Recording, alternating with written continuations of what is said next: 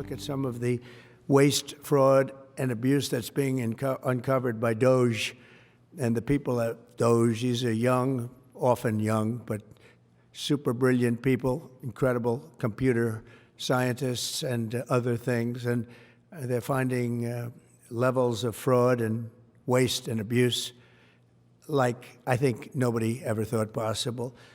President Trump praising the super brilliant people at DOGE as the cost-cutting crew put Uncle Sam through a financial colonoscopy. DOGE now estimates they've saved taxpayers $55 billion in counting. The brains behind the operation, Elon Musk and President Trump chatting with a man named Sean Hannity. In an exclusive interview that airs tonight at 9 p.m., Musk noting how he went from a liberal saint to the Antichrist.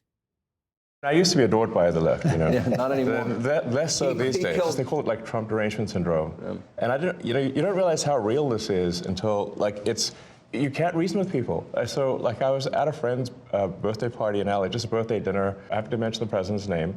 And it was like they got shot with a dart in the jugular that contained methamphetamine and rabies, okay? And wow! And I'm like, what is wrong? Guys, you can't have a normal conversation. Yeah. And it's like they become completely irrational. Proving Elon's point about methamphetamines and rabies, Democrats are still going after DOGE like a bunch of frothing animals. DOGE, I call it the Department of Government Inefficiencies, is causing a reign of terror, chaos across the federal government. If it's an emperor Republicans want this President's Day, maybe it's about time they just say that and drop any and all pretense, because Donald Trump sure has. DOGE and Elon Musk and his army of hackers pose a grave risk. And there's such a difference, though, between perhaps trimming government, reshaping government, and dismantling government. Nothing is secure right now, and the government is not being remade to be efficient. This is an effort to destroy it. Well, at least she's not doing math anymore. Do you remember that? Yes. Yes. Look up, what's her name? Mara Gay? Mara Gay and math. All right, so Harold. Yes, sir. What's interesting about you is you do not have the reaction that other Democrats and liberals have towards Trump. You're not irrational and you're not emotional. And I'm always curious, is that your own personality, or have you applied a filter to your mind that makes you navigate this so you don't go crazy? I think you could help your peers by explaining how you look at Trump and perhaps Musk. Maybe a little bit of both. Hope everybody had a great weekend. It's I don't good to care be about back. Good to be back around the table. I tried not to be hysterical about things, regardless. And there have been times in my life I've had things presented at me when probably should have been more hysterical, but I try not to be. I think you said it well. The $55 billion that Mr. Musk and his group has found so far, I put that in the context. One, that's probably $50 to $60 billion we should not be spending that we can save. You won't find any American, I think Democrat or Republican, who is advocating for waste, fraud, and abuse. So there's that one category of people. A great friend of mine over dinner was sharing this with me, how he looks at this. Two, you have to look at whether or not we're going to reduce our debt and deficit. And it doesn't seem that $55 billion is a great number. We have $36 trillion. So if you 100 times $55 billion, that's $5.5 trillion. And we'd still have $32 trillion in debt. I think when you get serious about it, you have to look at Social Security and Medicare and defense spending, which hopefully Mr. Musk will get to. But your larger point, your larger point, Greg, is that I think Democrats, they're still punch drunk, and you've said this before, from the race. The race was just a few months ago. President Trump has only been in office for less than 6 weeks. And remember, and you all said it best around the table, and some agreed, some disagreed, but you were right. We never saw Joe Biden. So you see this president once or twice a day, maybe more, and he is saying things that if you disagree with him, it's infuriating because you have to see him twice a day doing it over and over again. I watched Jesse, I think it was last night, and he talked about the way Republicans are doing it, or this president's doing his media, and how it's a 21st century media strategy. So you get the president in the morning, Joe Rogan, you got a bunch of other influencers and people on social media. Democrats, if you're serious, think about that. If you get angry, think about how you can counter that with ideas. But just being hysterical about President Trump or Elon Musk, You're only enabling them. You're only empowering them, and you're only making people realize that they don't like fraud, waste, and abuse. Yeah, you know, well put, Harry. Jesse, one of the things that I've been thinking about is that Democrats assume that we're as addicted to praise as they are. But as a Republican, we are used to being called Hitler. We're used to being called everything. So they don't know how to fight people who are immune to their constant smearing. When I get praised in the press, I don't trust it. Yes. If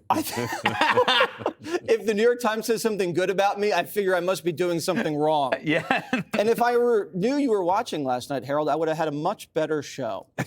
I was on. You were on. You were. It was a great show. So you were watching for the judge, probably. I got it. You guys have a thing.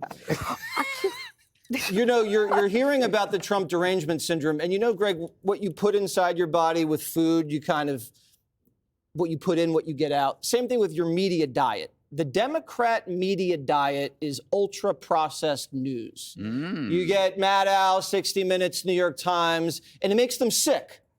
What they need is a healthy, balanced diet. Little filet of Fox, a side of Joe Rogan, sprinkle a little Musk on top. You'll feel better and you'll think better. And right now, they're not getting the news and information that we're getting. If you just think about the government for a second, Nancy Pelosi's making more money than Warren Buffett. SEC is asleep at the wheel. The DOD's losing $6 billion in Ukraine. Catholics are harassed. Pete Hegseth just got audited. You go down the list. It's a mess. And if you touch it, they're scared because they think it's their government. And they think it's their money. The way they talk about it, it's like the DNC is being audited. And in a way, they're right, because everybody that works in the government's a Democrat. So the way they recycle money is they tax it, they take it, and they give it to the Democrats. And then the Democrats win elections, and then they hire more people to work for the government. Have you noticed any Republicans complaining about not getting federal money? Where are all the right-wingers that are getting $40 billion for a study? Where are the Second Amendment groups that are getting $13 million for a hub for Second Amendment rights? It doesn't exist. Or what about the countries that are supposedly getting help from USAID? They're not complaining. No one's complaining. It's almost like they don't even notice the money's gone because a lot of it's stolen. If you were at CNN and you slashed 10% of the CNN headcount, what would happen? You turn on to see Wolf Blitzer, you wouldn't see Bars and Tone. You'd see handsome Wolf Blitzer doing the news. You could cut 10% from any company. Not and it probably wouldn't make it. Not this one. We are so lean and mean. This is the leanest company I've ever seen. You've overstepped the line. I'll take 10% of your salary. Yes. Yeah. Well, Gutfeld staff could lose a few headcount. But other than that, if you're $36 trillion in the hole, you can't tax your way out of it. You got to do something else. You did say something that is rare for you, brilliant. Ultra-processed news, which means you need raw, organic news. That's the solution. Judge, you know what I loved about Musk? He was talking about his former popularity, and it's almost like he saw his praise and popularity as expendable. I'm going to spend this in order to make the world better. He knew this was going to happen. Yeah, he did know it was going to happen. And you know what? But my understanding of what he did with the patent for the electric vehicles is that he gave it away. You know, once he discovered it, even though he had a patent, he said, here, take it. You make one, too. You know, that's the kind of guy that he is. And, you know, I think it's really hysterical. I mean, these Democrats, when you talk about Trump to them, it's like they go feral, you know, like a cat. It just goes wild. It blows their brains. And Musk gets it. He understands it. But I think that what Musk has done is he's doing something that no one else wants to do.